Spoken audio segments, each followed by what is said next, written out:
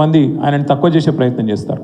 కానీ వాస్తవం ఒక మహాత్మా గాంధీ, ఒక జవహర్లాల్ నెహ్రూ, వారితో పాటు కొట్లాడిన ఇంకా వేలాది లక్షలాది మంది స్వాతంత్ర సమరోద్యమంలో ఎంత కీలక పాత్రనైతే పోషించినరో, స్వాతంత్రానంతరం ఇవాళ ఆధునిక భారతానికి నిజంగా చెప్పాలంటే ఒక అద్భుతమైన పునాదేసిన వారందరి సమకాలికుడు, వారందరితో పాటు ధీటైన నాయకుడు డాక్టర్ బాబాసాహెబ్ అంబేద్కర్ అనడంలో ఎవరికి రెండో ఆలోచన అవసరం లేదు. వాస్తవం అది. అంత గొప్ప రాజ్యాంగాన్ని రాసింది వారు. అంత గొప్ప రాజ్యాంగం అని ఎందుకు అంటున్నా అంటే, ఒక్కసారి మీరు ఆలోచించండి.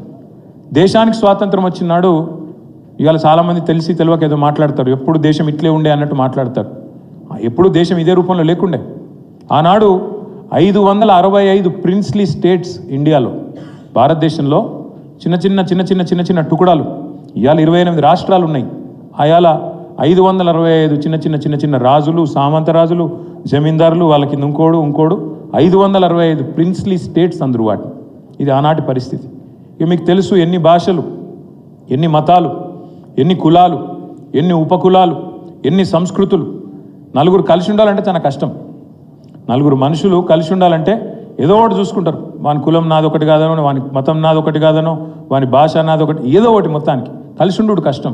మరి అట్లాంటిది ఇన్ని వైవిధ్యాలు ఉన్న ఈ దేశాన్ని శాశ్వతంగా ఒక సుదీర్ఘకాలం ఉండాలి, కలిసి ఉండాలి అంటే ఏం చేయాలి అని ఆలోచన చేసి డాక్టర్ బాబాసాహెబ్, ఆ తర్వాత మొట్టమొదటి SRC doctor Fazal Ali, supreme court మాజీ జడ్జి, అందరూ కూడా ఆలోచించి చాలామంది మేధావులు గట్టి పునాది పడాలి, దేశం ఐక్యంగా ఉండాలి, భవిష్యత్తులో కూడా విచ్ఛిన్నం కావద్దు.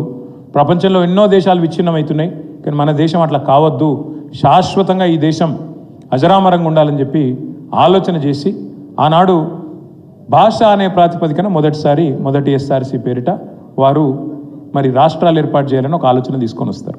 అప్పుడు కూడా డాక్టర్ బాబాసాహెబ్ ఒక మాట చెప్పిండు. ఆనాడే ఆయన ఎంత గొప్పవాడంటే, భాషా ప్రాతిపదిక రాష్ట్రాలు అనే మాట వచ్చినప్పుడు ఆయన ఒక గొప్ప మాట చెప్పిండు. అది కూడా మనం గుర్తు చేసుకోవాలి ఈరోజు. ఒక రాష్ట్రంలో ఒక భాష ఉండాలనేది మంచి ఆలోచననే, ఎందుకంటే అట్లా కొంత సారూప్యత ఉంటుంది, ఒకరితో ఒకరు అదే భాషలో మాట్లాడుకునే కథ ఉంటుంది, పంచాయతీలు తక్కువైతాయి అని చెప్పుకుంటూ ఒక రాష్ట్రంలో ఒక భాష ఉండాలనేది మంచి ఆలోచననే. కానీ ఖచ్చితంగా ఒక భాష ఒకటే రాష్ట్రంలో ఉండాలన్నది మాత్రం తప్పు. అవసరమైతే ఒక భాషకు 4 రాష్ట్రాలు ఉన్న తప్పులేదు, 5 రాష్ట్రాలు ఉన్న తప్పులేదని చెప్పి ఆనాడే మన తెలంగాణ ఏర్పాటుకు కూడా ఆనాడే అంత దూరం ఆలోచించి, అంటే తెలంగాణ అనే కాదు, ఎవరైనా సరే అవసరమైతే అడ్మినిస్ట్రేటివ్ కన్వీనియన్స్ కోసం, పరిపాలన సౌలభ్యం కోసం చిన్నగా ఉంటే తప్పేం లేదని ఆలోచన చేసిన నాయకుడు డాక్టర్ బాబాసాహెబ్. బాబాసాహెబ్ అంబేద్కర్ గారి గొప్ప నాయకత్వంలో, వారి ఆలోచనలో ఆనాడు న్యాయశాఖ మంత్రిగా వారు తీసుకున్న కొన్ని నిర్ణయాల వల్ల అల్టిమేట్గా భారత రాజ్యాంగం ఒక పటిష్టమైన పునాది మన దేశానికి వేసింది. ఇవాళ కూడా అదే రాజ్యాంగం. పాలకులు మారచ్చు, పాలకులు అప్పుడప్పుడు తప్పులు చేయొచ్చు, పాలకులకు అప్పుడప్పుడు కొన్ని వేరే ఆలోచనలు రావచ్చు, కానీ అల్టిమేట్గా ఆ రాజ్యాంగం దాన్ని కాపాడాల్సిన వ్యవస్థలు పటిష్టంగా ఏర్పాటు చేసి, అంటే ఇవాళ మీరు చూసినారు, నిన్న సుప్రీంకోర్టు నిన్న ఒక తీర్పు ఇచ్చింది.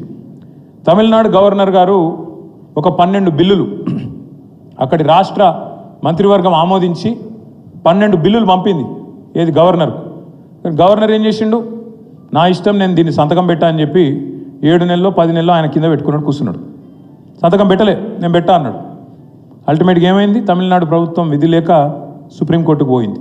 మనకు కూడా గతంలో అయింది, మీకు యాదకు ఉండాలి. మనం పంపిన బిల్లులు కూడా ఇట్లే పైకి వెళ్ళి ఫోన్ రాకపోతే, మోడీయో అమిత్ షానో ఫోన్ చేయకపోతే నేను చెయ్యా, ఎందుకంటే మీరు వాళ్ళు మాతో ఒకటిగా లేరు కాబట్టి మేము చెయ్యమని చెప్పి గతంలో కాంగ్రెస్ ఉన్నప్పుడు అదే పని చేసింది, ఇప్పుడు బీజేపీ ఉన్నప్పుడు గవర్నర్ల వ్యవస్థను అట్లే దుర్వినియోగం చేస్తూ ఉన్నారు. చేస్తే తమిళనాడు ప్రభుత్వం నిన్న కోర్టుకు పోయింది, సుప్రీంకోర్టు తీర్పునిస్తూ స్పష్టంగా చెప్పింది, భారత రాజ్యాంగం ప్రకారం గవర్నర్ పాత్ర చాలా చిన్నది. అల్టిమేట్గా ప్రజాస్వామ్య దేశంలో ప్రజలు ఎన్నుకున్న ప్రభుత్వాన్ని ఫైనల్ వర్డ్ కావాలి. వాళ్ళు ఏదైనా బిల్లు పంపితే నువ్వు ఫలానా రోజుల్లో, గిన్ని రోజుల్లో నువ్వు సంతకం పెట్టాలి, అంతే తప్ప నీకు అంతకంటే పెద్ద పాత్ర లేదు అని చెప్పి నిన్నటికి నిన్న సుప్రీంకోర్టు ఒక సంచలనమైన తీర్పునిచ్చింది.